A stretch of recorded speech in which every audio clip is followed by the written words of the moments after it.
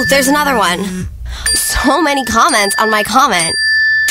Oh, I can't wait to watch TV tonight. Playoffs! Hey guys, check out my new video game. Pew, pew. Wait. Mom, what? Huh? What? Hold What'd on. you say? Wait a second, what? This weekend, unplug. Take your family to the forest. There's nothing in the world like experiencing nature firsthand. Trees, paths, bluebirds, streams. Getting closer to nature can get you closer to your family. To find the forest nearest you, go to discovertheforest.org. Brought to you by the U.S. Forest Service and the Ad Council. Hi, I'm LeVar Burton, and I'm proud to be a book person. How do I choose a book? Sometimes it's the cover, sometimes it's the title. I guess I'm pretty visual. If a book's really impressing me and the writing is really good, I will peek and see what the last paragraph is, because the endings of books should rock you. I am a book person, and if you're a book person too, read to a child and spark a lifetime of ambition. Join me at BookPeopleUnite. You are listening to BeExposedRadio.com.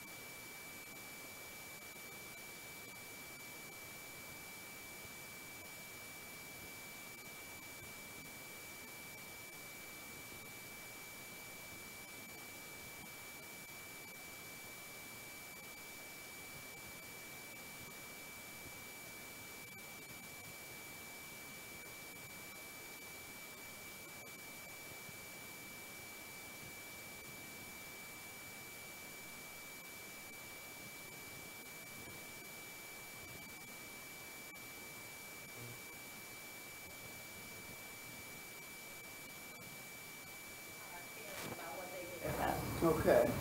And they inspired us and pushed us, you know. But one of the things that we had with my family too is that my mother she was interested in being a teacher. She couldn't be one because she was a teenage mother. But after I graduated from Coppin, 5 years after I graduated, my mother went back and got her degree and taught. Okay. And I have a picture of her in her cap and gown. Oh, that's so beautiful. She's younger than I am. Oh, yes. Oh, well, thank you so much. That's wonderful. Well, Dr. Mama Deborah, what schools did you go to, and where were you born, and why are you called Dr. Mama? You got 2 degrees. Okay. Yep.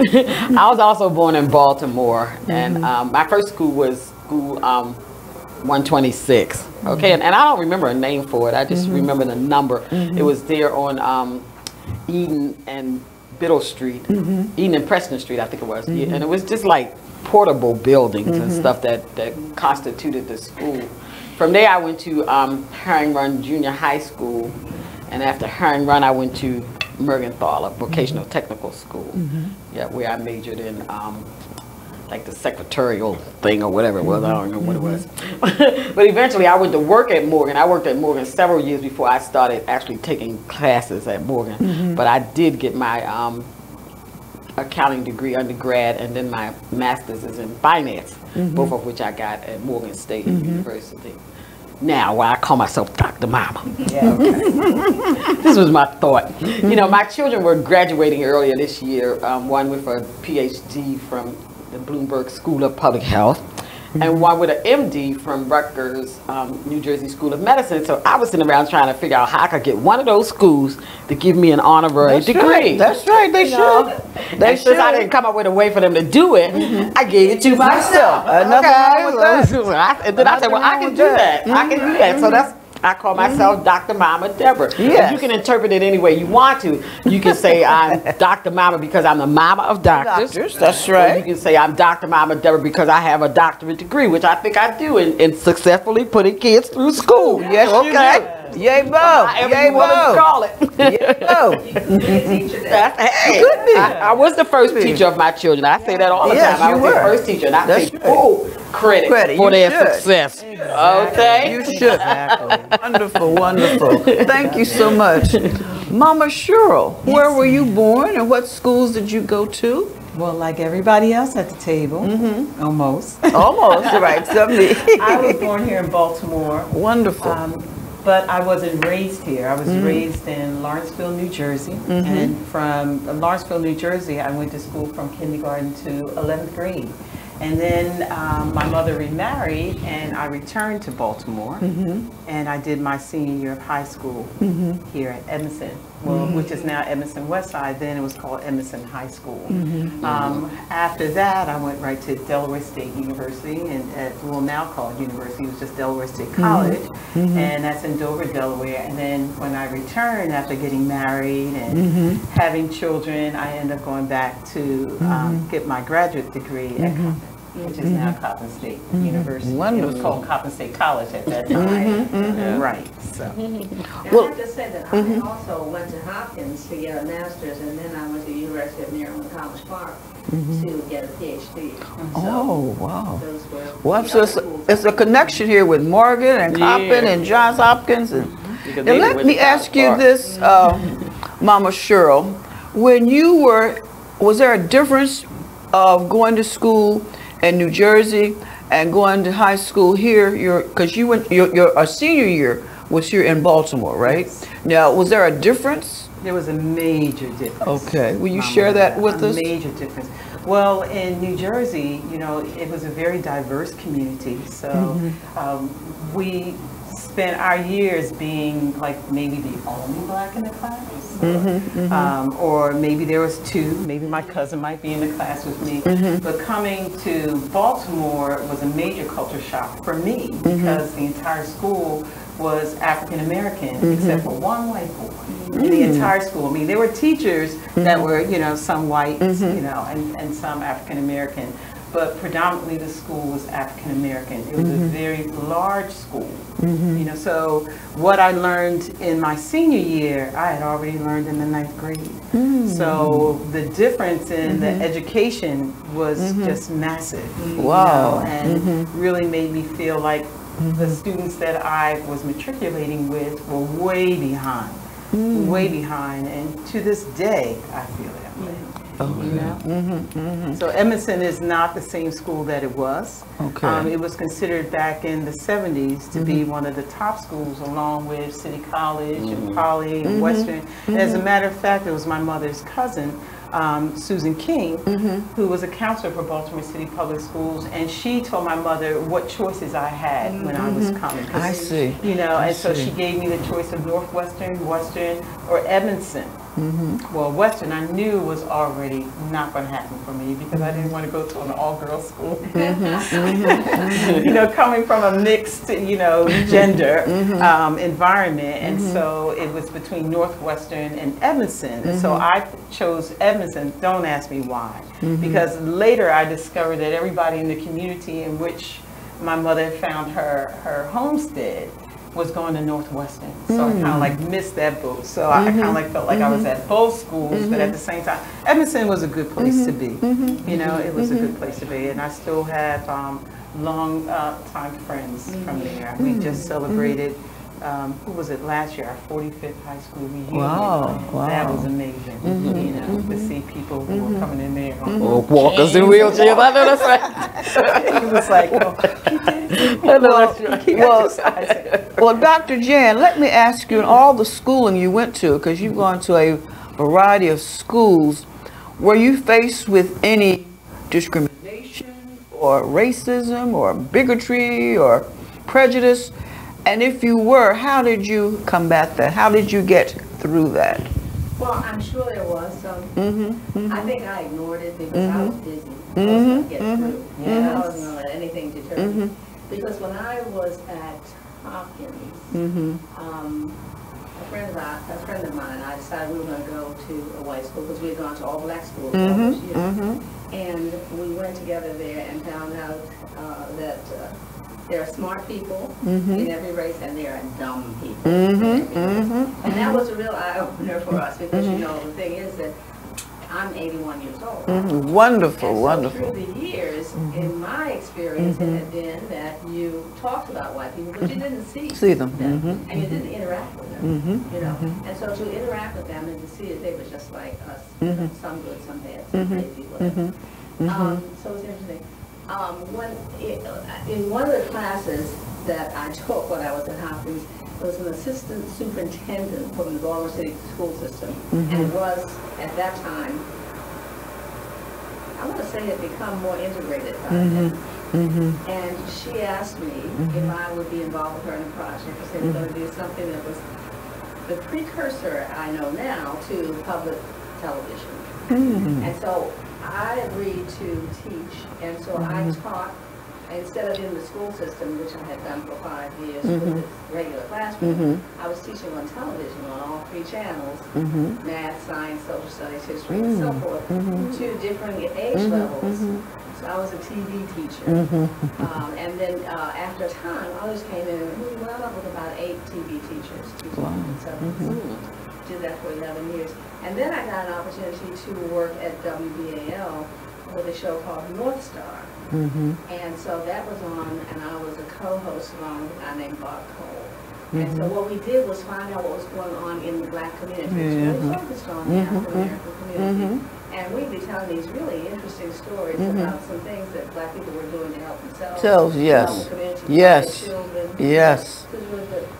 Need to bring that back. Right. You're right. Definitely that's a show that should come back. So, at College Park, I don't recall there being any overt racism.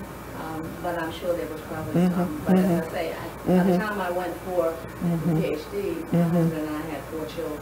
I see. I see. I was not playing. Oh, I hear what you're saying. We ain't got time for that. I hear what you're saying. And move on. Well, Dr. Mama? Yes. What about you? What in terms of your schooling or? Well, most of my schooling was African American. I mean, when I went to Mervo, it was predominantly white when I went to Mervo.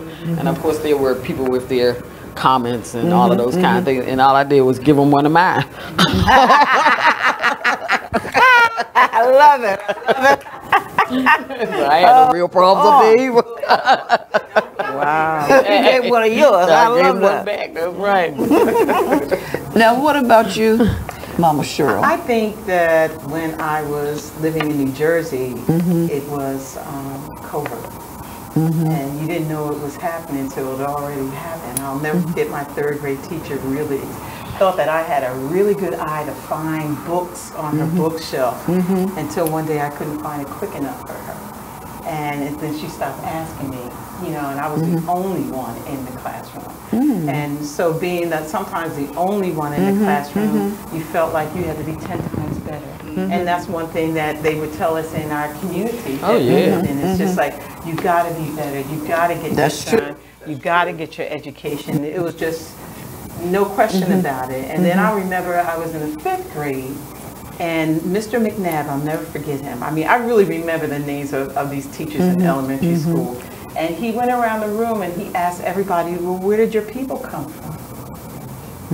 And I think my cousin was in the class with me as well. And I don't know if he ever asked him that question, but I was shocked when he came to me and he said, so Cheryl, where do your people come from? And the first thing I thought about is our summer trips to see our grandparents, which was in Virginia. And I said, oh, well, my family comes from Virginia. My mother was a single parent. And he said, no, your family comes from Africa. And I was like, Africa? What? You know, I was shocked by that. And I'll never forget, I ran home that day and I go and look at, you know, you couldn't Google it. All you had was Funk and Wagner. That's and right. Was that's the right. encyclopedias that Mommy would buy like every week when she would go grocery shopping. One book at a time. Yeah, working on the set. And I'm looking up our last name, which my maiden name was Coates. And I'm looking up, it's like, oh my God, Coates is German. That was a German. I mean, like, what is he talking about? I could not, you know, grapple with that thought, which made me dig deeper. Made me really dig deeper to find out, well, you're a descendant of an enslaved African, and then you know, and then my story goes on for there. And I think that that's why I'm so wrapped up and you know, and so fascinated with trying to find you know, where my face came from. You know, so I think it was from that experience and not the experience of when I moved back to Baltimore and saw a lot of people in high school that didn't know anything about anything. But it was one place where I found my husband. Now, share with us about that, because when you came here, you were at a predominantly black school. Now, how were you treated there? Because I think you had mentioned something about your husband and how you got together in terms of where you sat in the cafeteria. Because right, I mean, in the classroom. Well, throughout the day, I always sat by, the first day of school, sat by girls. It's like, you know, like if I'm going to make friends, let me sit by somebody who looks like me. But as soon as I open my mouth, it's like, where are you from? You know, you know, this New York accent according to them. And then, you know, some of the lingo that they used, I was just like not even familiar with. It was just like, what they're talking about, it's like the word dog was said dog. I can't even say it. You know, So, you know, so they of course picked up on that. But then I also was shocked by who was teaching us African American history. It's like it was a white man. It's like, no, how can he possibly having that experience of knowing that they didn't know about us? It's like, how can you even teach me about something that you never had that human experience? How could you teach me about me? And so that was one thing that it was a reverse culture shock. You know, to be around all these people who look like me, but they, you know, the desire for the majority of them to really push for higher education, to me, I didn't feel. My counselor told me that I did great on the SAT. But my counselor in New Jersey said that I did horrible. And so, and I was only an average student, a C student, 2.0 student in New Jersey, and I knew I had to work harder. So when I got to Baltimore City Public Schools, the counselor said, oh wow, you know, like your SAT scores are great. I even remember what they were. I'm not even going to say it. Wow. I was told it was already ingrained in me that they were not good enough. They were not good enough to get to a four-year institution. And so I told them, I said, I'm going to take it again, and you're not going to make me take physics because I don't want to take physics. And so he let me take what I wanted to take. But at the same time, I ended up graduating in a class that I believe some of my classmates said our class wasn't that big, but I remember it being a class size of almost 800 students. Wow, that's big. And I graduated 10th in the class, and I looked at my mother and said, how did that happen? You know, this is not true. So, you know, like, so it really just, it fed me even more. It's like, I got to do the best that I can do. I don't want to be a domestic engineer like my mother. Or, you know, or work in head company. I don't want to do that. And so that, once I got to college, that was my mantra. And that's what kept me off the side of the road. It's like, you got to be an honor student. You got to do this thing in 4 years. You cannot play. You cannot party. Because even though, and even my friends would say, well, you know, where were you? You left the parties because I got something to do.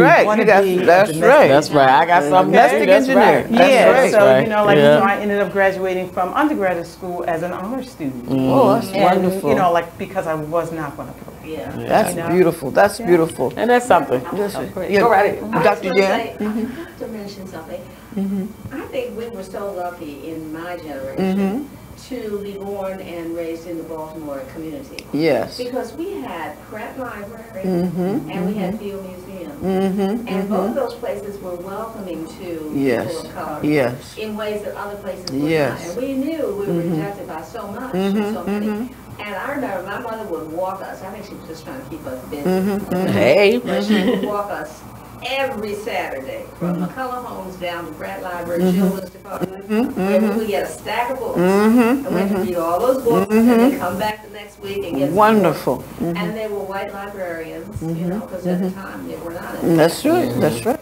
And they would say to me, oh, I got the best book for you, based on what you liked last time, you can read this. I mean, it was just so nurturing. And then sometimes we walk over to the field, and you could have it had the feel and the smell of the street. Oh, yes. Oh, yes. And we got a chance to see some things, and I found out later how really strong the people were who set up that Field Museum. Oh, yes. That's right. That's right. Made sure that they included people. That's right. That's right. That's right. Wow. Let me ask you this, Dr. Jan. You have 4 children? Now, what schools do they go to? Did they when they were coming to? Yeah. What they were they public, private, or? Yeah, my husband and I decided, we wrestled with what we were going to decide. We were going to put them in private school. Okay. Because we felt that they would get a stronger education. Okay. Okay. So Karen went to Friends, where she actually knows both of your children, I'm sure, and thinks the world of them. So she went to Friends, and then she went to Brown, and then Columbia, and got a master's degree. And then the boys first went to Calvert School, the 2 youngest ones. The oldest one went to Gilman he calls himself a 12-year man. Oh, okay. Oh, he came in and the little stuff. Oh, wow. Yeah, 12-year man. Wow. So he went to Gilman. And then he followed my husband. My husband was at Hopkins. He was among the very first to go there. And so then, and he played lacrosse and football. And then Chip, our oldest son, went there and played lacrosse, and they won the 1987 championship for the United States. Oh, okay. His team, all on the strength of my screams. And then our 2 youngest ones went to Calvert, and they were 3 boys and 1 girl, and the 2 youngest boys went to Calvert and then Gilman. And our middle son, Matt, went to Princeton and then Georgetown Law School. And so he's now a lawyer in Miami, a partner in the law firm, actually. And our youngest son graduated from Georgetown and is a medical doctor. Thank you so much. We're going to take a little break, and we will be back.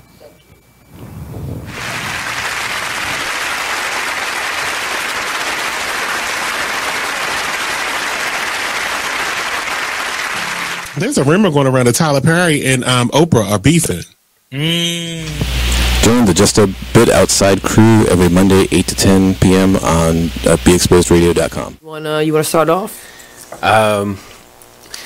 I think I'll get it out of the way on a who's not. Okay, do it. The Orioles. Right. They got swept by the Royals. They lost 4 in a row, and the last 5 games have all been decided by 1 run. The game before, or the last game that they lost before the Royals was the Nationals, and it was Weeders, of course, one with a home run, hit the home run. Right. They were going into that National series. It seemed like they were doing so well, and they just crapped out. They got that game postponed, so who knows when they're going to replay that or play that game. That's my first not for the night. Okay. Okay, I'm going to go ahead and weigh in on my who's not, and I'm going to talk about the San Diego Padres. The Padres. That's okay. You just took my answer. They're in last place in the NL West. They've lost 8 of their last 10. Their run differential is a negative 65, which is just horrible. So when you have, well, let me just talk about run differential a little bit. It's kind of like the how much you're winning or losing your games by, pretty much. Yeah. Okay. It's like the margin of victory, kind of. Right. So when you're in a negative number, that means that you're. Then your average game. You are listening to BeExposedRadio.com.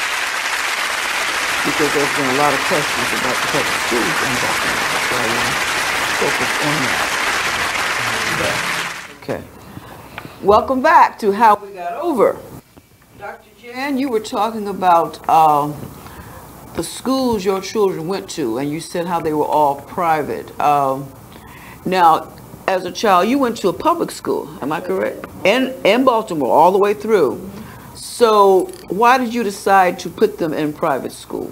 Well, at Douglas High School, I was in the last class that graduated 12th grade in 1954. So what was that? Yeah, beginning of the versus Board of Education. That was when integration occurred. Yes. That was when people in charge, who had the power and control, made the decision that they were going to not have people of color in positions of power and authority helping to educate black kids. Yes. And so we had what I consider to be a gradual disintegration of the school system. Black teachers know how to teach. Yes. White teachers do too. Yes.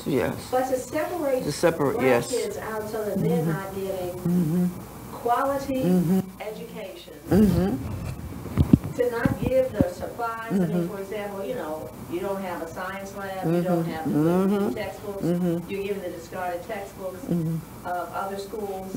When those sorts of things happen systematically, and there's not a real push to try to educate, I don't understand what in the world people were thinking would come out of that, except what we have. Yeah. So, Dr. Mama, what schools did your children go to in terms of elementary schools before they went to Friends? They always went to private schools. Oh, so they went to private schools from the very beginning? Christian schools, Christian schools until they went to Friends. They each went to Friends in the 6th grade. Okay. They started Friends. Now, so why did you decide not to put them in? Because you went to public school. I went to public schools too, but like I was said, beginning to see the decline and the problems and the issues inside of public schools. Although I often say, one of the biggest difference between public schools and private schools is parental involvement. Yes. Okay. If you put your children in those private schools, and they have a program at their private school, you might want to be early, because if you come late, you ain't gonna have no seat. Right. Okay. Because the parents are always there. Yes. And I know they have different economics that allow them to be more present than is the case in public schools. But even those that can be present in public schools a lot of times just don't. When I was considering putting David one time in a public school, it was the Barclay School up there on 29th Street, and I went up there trying to find out about it before he was even going. I went to the PTA meeting. It might have been like 5 people in the PTA, and my child didn't even go to the school. And I was up in the PTA meeting, so I said, this is not going to be the place. This is not going to be the place. So his father was really insisting upon them going to Friends. He actually got them into Friends and did all of the leg work and background and paying other money for them to go to Friends. For them to go to Friends. But it was a great experience for him, because I say all the time, anything that you could imagine you might need at those schools, all they have to do is drop a dime on somebody. Because I remember they were doing a project and they needed some costuming or something for the project they were doing in class. And somebody in the class called their uncle or somebody down at center stage, and the whole school class went down to center stage and got all the costumes that they needed to do what. So that's the difference. The access to things, that's the real difference. The real difference. So. Mama Cheryl, you have how many children? I have 2. Okay, and what schools did they go to? Well, my children started off in private school, and then as time passed, I ended up putting them in Baltimore City Public Schools. Okay. And both of them ended up at Roland Park. Oh, yes. Right. And but it worked well for my daughter, but it didn't work well for my son. I see. Boys are interesting, you know. So I ended up taking my son out of the school and putting him in another public school that had African American men as the administrators, and he turned completely around from that. That can make a difference. Because I don't know what it is about women teaching boys. Sometimes, you know, and as a matter of fact, as a direct result of what was going on with the academic challenges of my son, is what I ended up writing my thesis about for grad school. My thesis was about the academic achievement of African American males, self-esteem versus academic achievement. Oh, that's a great title. Because if you don't make them feel good about who that's they are, true. why they You're are, absolutely they're not right. going to do well academically. You're absolutely right. And I found that was happening with my son, is that those teachers weren't making him feel good about who he was. That's right. That can make a difference. He was. And he wasn't a bully, but he was somebody who was like a flower on the wall. He just didn't make any noise, so they didn't know he was there. Yes, you know, as a matter of fact, it seemed like a paperclip would keep him occupied until all the chaos in the room was done. You know, but he's a nice guy. So anyway, they both ended up, my daughter ended up graduating from City College. High school, Baltimore City College High School, and my son graduated from your alma mater. Frederick Douglass High School, and then my daughter ended up going to Coppin, and she's still matriculating. Oh, wonderful, slowly as she works full-time, as my son, who started off at Morgan, but he was baptized and loved the band. Yes, he's a master drummer. Over his life. Yes. So he still needs. Well, he's a master drummer. He's a master drummer. He's a percussionist, no doubt about that. But they're doing well. But one thing that I had promised myself, you know, having the experience in Baltimore City Public School that 1 year, is that I would, if I ever had any children, I would never send them there. And I ended up sending them there, but as you both said, you had to be involved. Yes, I was my present. son, That's right. I was the worst taskmaster for him as far as school was concerned. But with Douglas at that time, is that the only time he got a book is when I went to get it. Because they wouldn't give the students the books to bring home, because they say that they would never return them. You know, my daughter was a different subject. I didn't have to like run after her as far as getting her schoolwork done. But Douglas was a whole different beast. Now they say it's better, but is it? You know, but the parental involvement is key. It's key. It is It's really, really key. But when the teachers saw me come in, they would say, well, where's his father? I said, you really believe that this young boy wants his 6'3", 200-plus-pound father to come and embarrass him about what he is not doing? I don't think so. You know, so it was me. And I said, I'm his worst taskmaster. He will get through this. But I mean, but just that drive, you know, that we still have to teach our children, and teaching preparation for academic achievement on the community college level there's some things that they're not teaching our children how to be motivated, stay motivated, to find a mantra to keep them off the shoulder of the road, to keep them focused on, you know, time management, why higher education is critical to their wealth and well-being, you know, but it's key. Well, thank you so much for sharing that, because I'm sure many parents can relate to that. Many parents are faced with so many challenges. They're going through such crises and working with their children, because some people can't afford to get their children in private schools. And so, and some children have come out of public schools in Baltimore and have done very, very well. But like you say, the parents are there, or the church is there. They have a support system. And that's very important, to have a support system, either from the community, from the church, or from within your family. Now, you beautiful women have brought in some books to share. And Dr. Jan Dates, I want to share this book first. It's called Split Image, African Americans and the Mass Media. And it's edited by Jannette L. Dates and William Barlow. Can you share with us something about this book? It's a fabulous book. Well, the book is actually 25 years old. Well, that's beautiful. It means it's antique. It means it's valuable. Yeah, when I left Morgan and went to Howard, having had the experience of, you know, doing some television and teaching in schools, I was teaching courses, and I realized that we were learning very little about the African American involvement in the industries that we were studying. And students sometimes said or implied, well, how are we going to get into this industry that white people built? That's right. And how are we going to rise up? And I was like, well, what makes you say white people built these? That's right. Tell it. What are we going to find out in order to know our contributions, the contributions of your racial predecessors? And so we started pulling information from different sources. And I started putting it together. And then some of my colleagues were doing similar things. We got together and decided we were going to write our own book and put the use in some of those courses. And we figured everybody do a chapter, and in a year we'd be done. 8 years later, the book came out, and it came out, and we got really nice reviews in Washington Post and Washington Times. It got a national award, actually. Oh, and what national award? The Gustavus Meyer Award. Oh, congratulations. Yeah, so that was nice.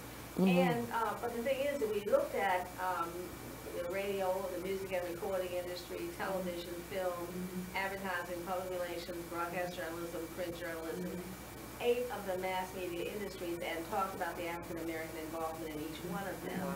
And we got people like Dr. Thomas Cripps, who's a renowned historian, and he wrote a chapter on, I think he did the film industry.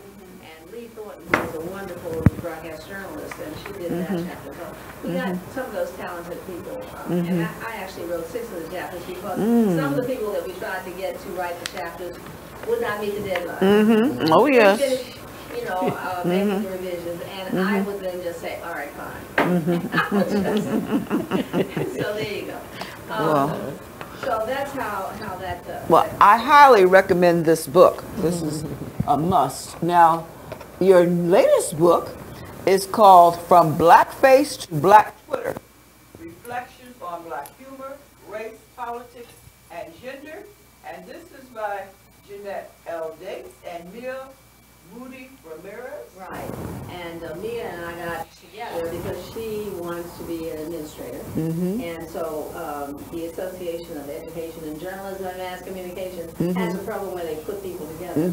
So I was working with her, and she said, I want to pick up on what you were doing in Split Image and write something with you. So she and I worked on something, and what we came up with was a book called The Obamas and the Mass Media. And that came out in 2014. Wow. And it really addresses how some of the things that happened back in the slavery era and the minstrelsy that started with white control of the black image how that evolved over time as we grabbed hold on our image and put messages out about who we were ourselves. And but also there were some of those same threads that were true, and as we know full well that that was certainly true with how people treated the Obamas. That's true. Oh, yes. And particularly in media. The media, yes.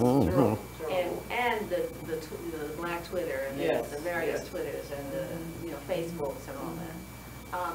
Well, in each of the books, we were really talking about media and Black involvement in media.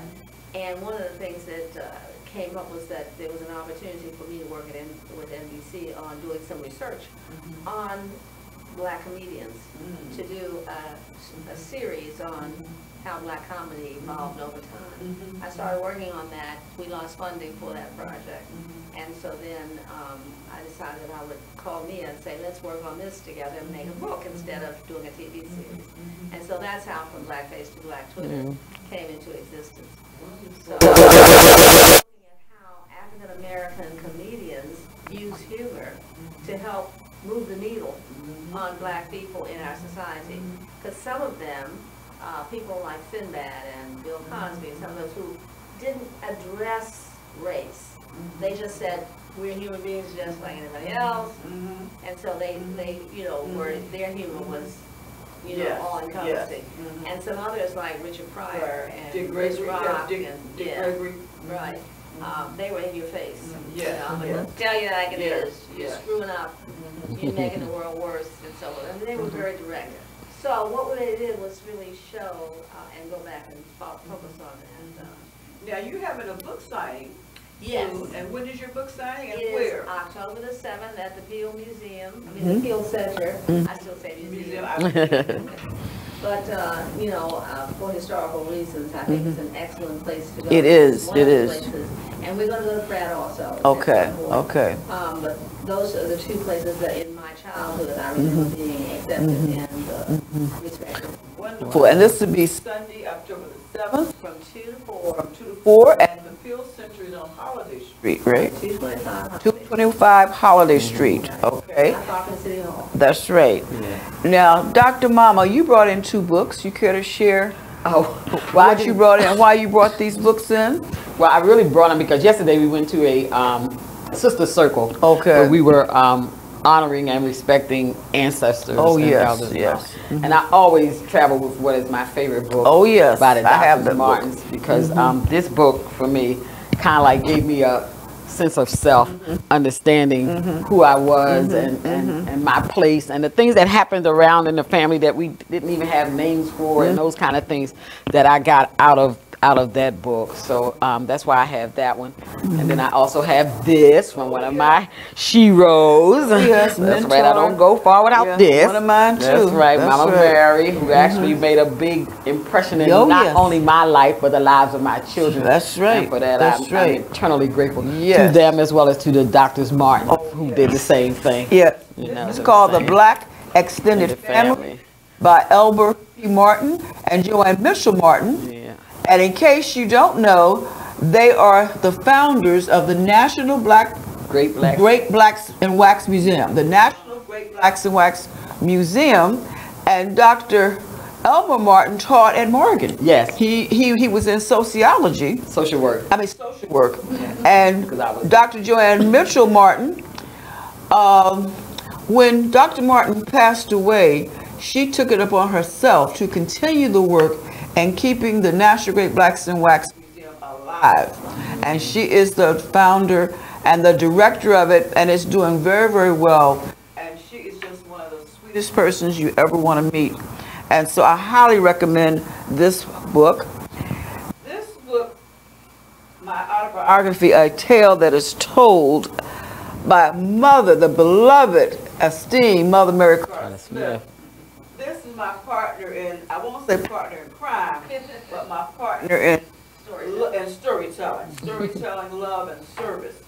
And she and I are the founders of the National Association of Black Storytellers, and in the tradition, National Black Storytelling Festival and Conference. And the conference has been around for 36 years. Wow. And we will be having our conference in North Carolina this year. So go online, just put in National Association of Black storytellers, but also too, we have affiliates that are part of our association. And one of the affiliates is right here in Baltimore. And it is called the Griot Circle of Maryland.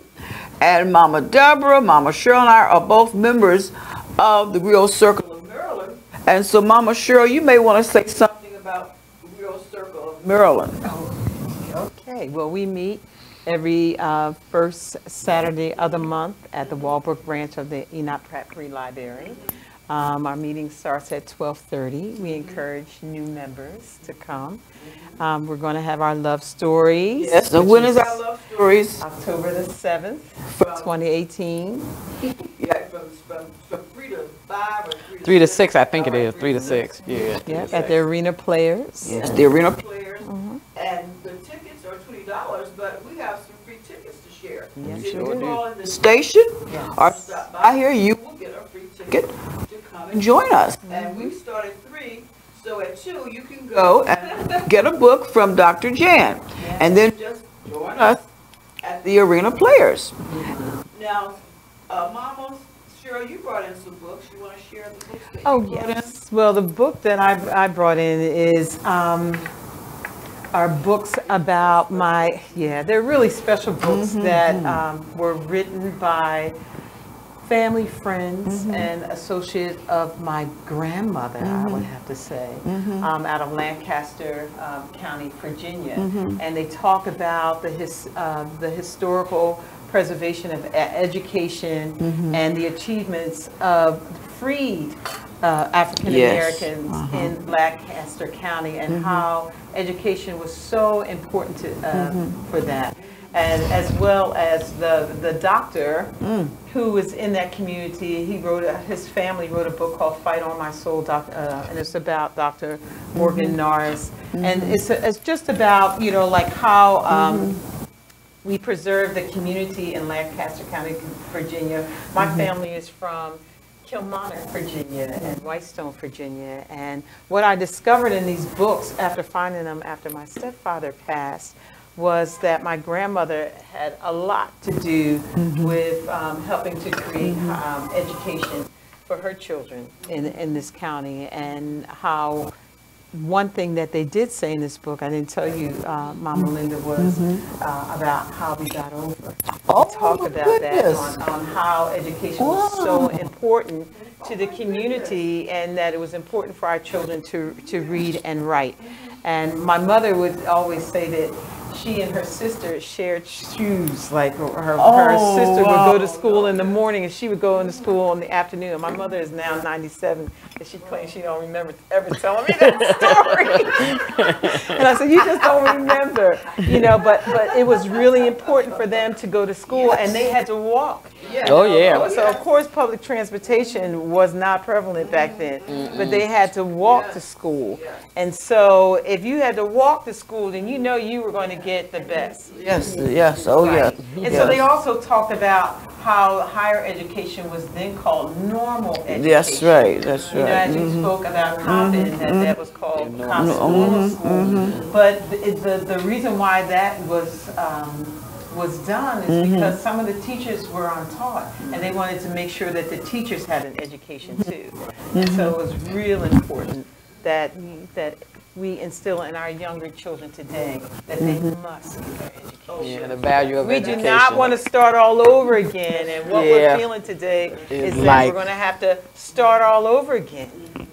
So this is so precious, because this is like folk history. This is something that the community decided how important this was to type it up, get it bound, and preserve it. Preserve what happened, how they got over. Right. So I encourage all of us to do the same thing, or do something similar, whether it's a journal, whether it's a scrapbook, and pass this on to your children, to our children. It's very important that they know what happened, that they know the struggle. And one thing that they mention in these books that we already know sitting at the table is that the church, the black church, was the community center. Oh yes, everybody came to talk about their issues, and that's where a lot of our great leaders were birthed out of the church. But now I'm hearing young people today talk about, what is the church doing for the community? Yes, I hear that too. Because you don't go, you don't know. You don't have no idea. That's right. That's right. But if you go and to get our church leaders to buy into the education of our children, and which some do, it's really important that that we have community centers. But this particular community had people from every church in the county to come and do this community project. So this was a community project done by. That's what's so beautiful about it. There's community. Now I want to give the full title of this book: "Fight on My Soul: A Colored Doctor's Battle Against Disease, Discrimination, and Ignorance in Rural Jim Crow, Virginia." Wow. Now, speaking of the word Jim Crow, Dr. Jan, did you ever hear that word when you were young, and were you curious as to what it meant, or did you already know? How did you find out? I guess I always knew. I don't remember that there was any explanation needed. And you were fighting against it. Yes. And the teachers, my parents, all of us were. And you know what? There was such a sense of hope. Yes. In the 1960s, you guys weren't born then. Oh, yeah, we were. Man, we were born. But in the 1960s, everybody felt that we were getting ready to move to a new level. That's true. Working together in harmony across all these racial groups. Such promise. And the economic thing was getting ready to get such hope and promise. That's right. That's right. And you had John Kennedy. Oh yes, it was the Camelot. Yes. Oh yes. Oh yes. People who were really caring about making a difference, changing the negatives that happened in this country. And I think one of the things that one of the humorists that I write about, Cheryl, he said, you know what, it feels to me in the United States right now, it feels the way it used to feel in South Africa under apartheid. Oh yes. Oh yes. And I thought, oh my God, that is so sad. But it has elements of truth. Yes. Yes. Well, let me ask you, Dr. Jan, because you mentioned 1954. Were you aware when what happened when Thurgood Marshall? You said you went to the University of Maryland, right? Yes. Were you aware when he was rejected from the law school at the University of Maryland? That was before I went. Okay. By the time I went, that was history. Okay. Now let me ask you this. Let me ask you this, Mama Deborah, because you said you went to Morgan. Yes. Now, were you aware of the? Okay. I will complete that sentence later. Okay. Thank you. Stay tuned.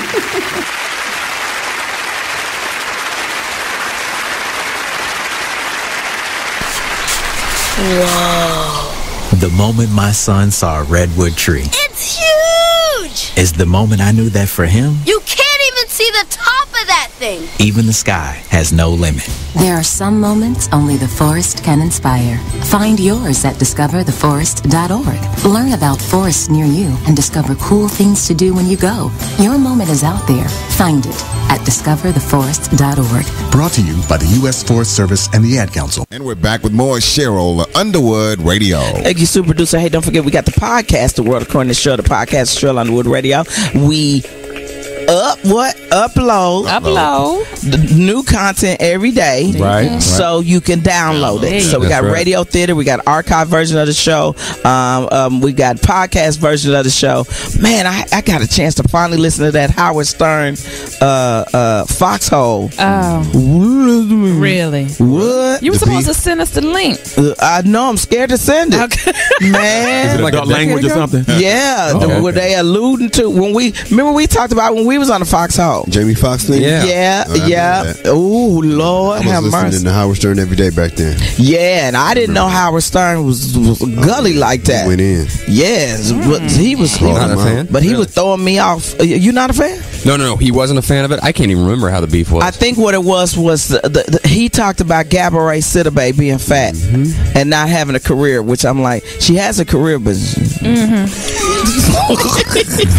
said in the future she's not going to have a career if she don't lose that weight. Right. But then another dude, see, we going to talk about this in entertainment. Let me put a pin in this. I'm sorry, Harry Southern, because again, it's what Cat Williams was talking about. Unattractive people. See that? See how I did that? See that? Also in entertainment, Courtney Black back with the facts. Yeah. I'm sorry I didn't get your shout out like I should have. That's okay. Somebody pregnant on Real Housewives. I think it's. You are listening to BeExposedRadio.com.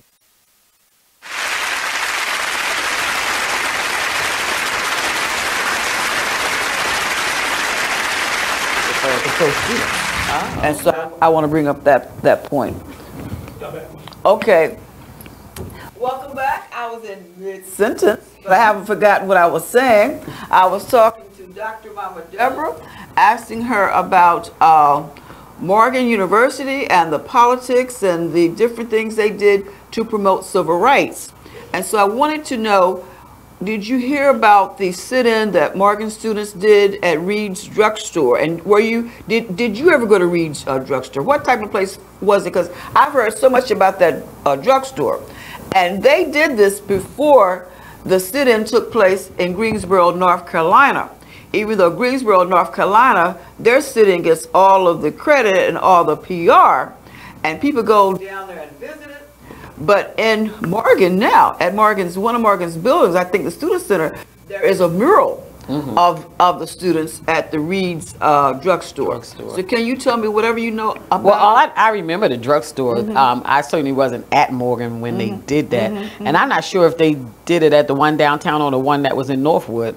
They may have sat in at the Reed's that was at Northwood, which is really close to Morgan. Well, where was the Reed's at Northwood? In that shopping center, close to Morgan. Okay, because they said this was the one at Reed's in Lexington. Oh, so that means they went downtown. Yeah, they went downtown. They went downtown. Yeah, and Lexington and Howard. Lexington and Howard. Right. Yeah, I know where the story is. Lexington and Howard, because there has been talk. The building is still there. There has been talk. Should it be torn down? Should it be sold? Or should it be made into a museum? Or something. And I think it should be made into a museum because it's history, and that history is important.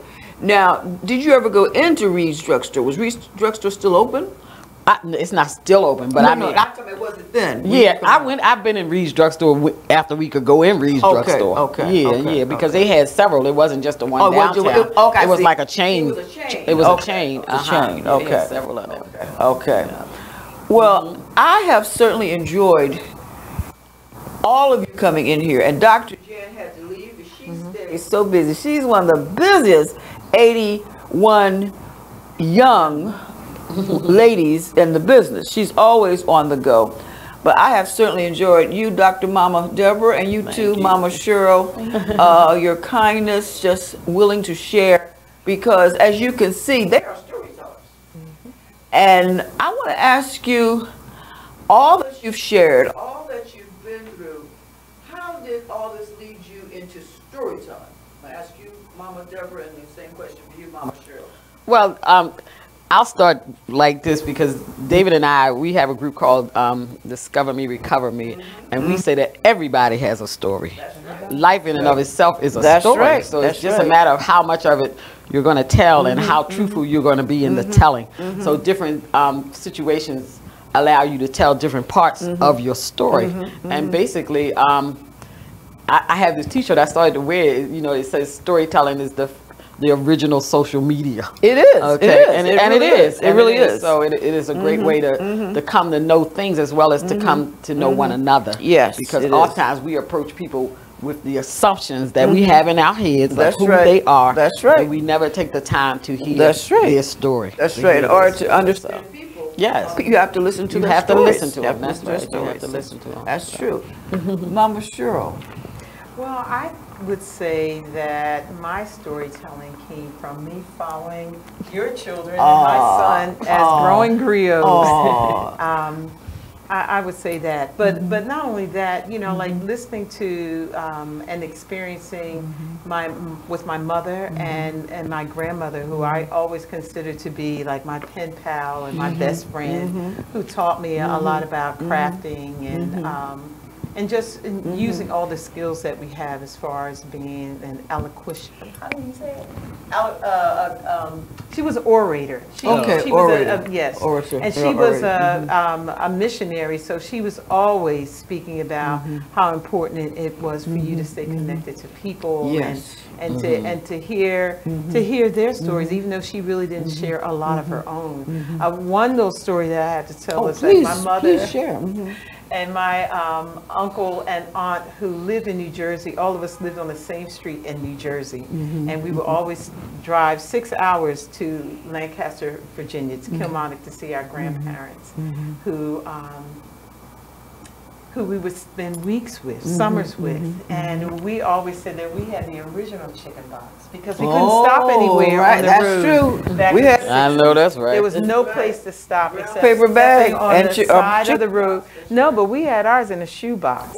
And we had that white piece of bread that looked like soak up everything. That's right. And sponge bread. Yes, it was like sponge bread. But you know, only time that we could stop on the side of the road was if we had to go to the bathroom. Yes, right. But another thing that I remember is that we would go to the drive-in, and even though the drive-in, there may be one antique drive-in around in Maryland today, but we would go to the drive-in, and my sister and I were shocked when we had to go to the bathroom one day, being at the drive-in one night, and there was a colored bathroom and a white bathroom. We had never experienced Baltimore? That before. No, this was in Virginia. Oh, Virginia. We had never experienced that coming from a very diverse community, a very liberal town. I mean, where we lived, this was in the 60s.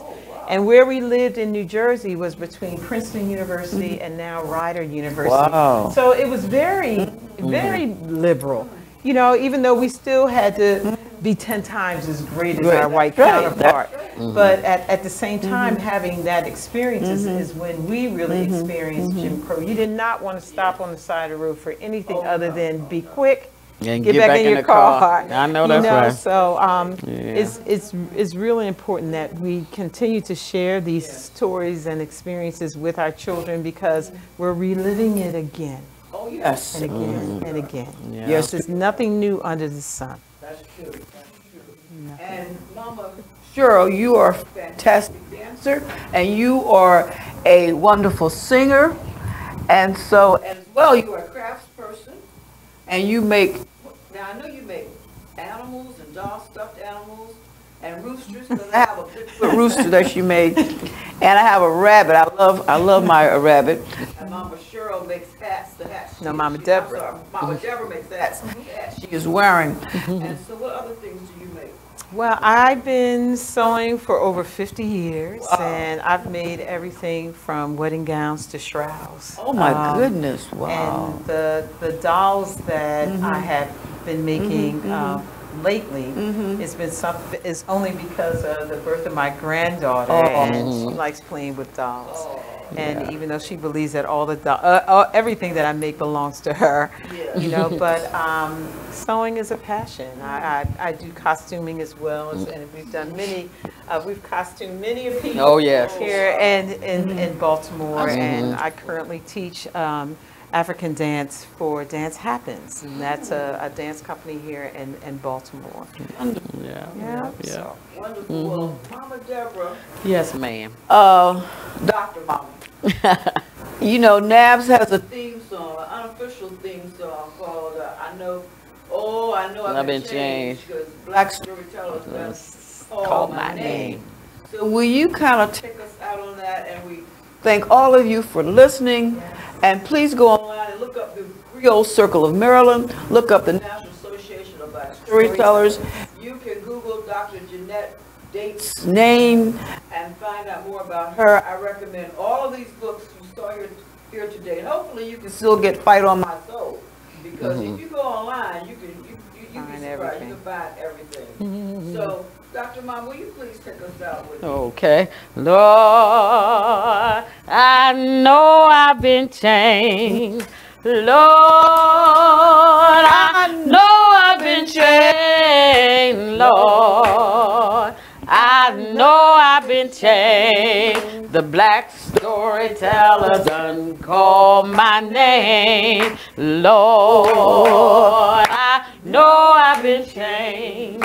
Lord, I know I've been changed. Lord, I know I've been changed. The black storyteller done called my name. Lord, I know I've been changed. Lord, I know I've been changed. Lord, I know I've been changed. The black storyteller done called my name. The black storyteller done called my name. The black storyteller done called my name. Thank you.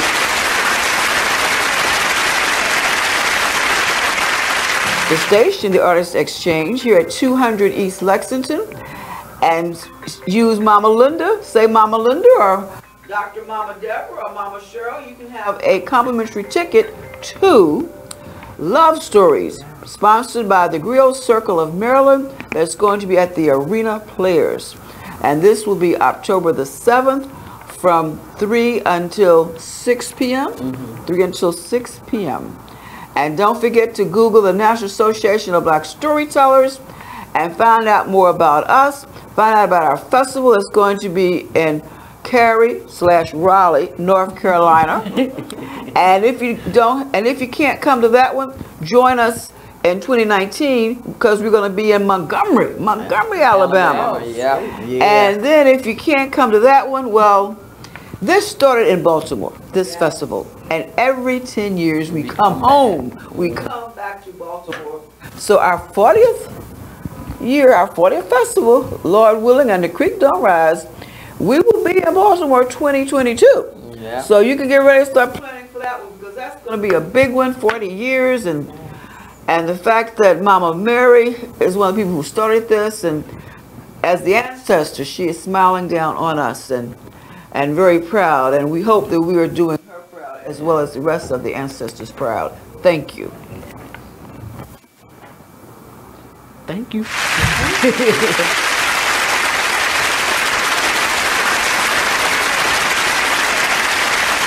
And we're back with more Cheryl Underwood Radio. Thank you, super producer. Hey, don't forget we got the call us promotion 1-855-Cheryl1. All you gotta do is call us and then tell us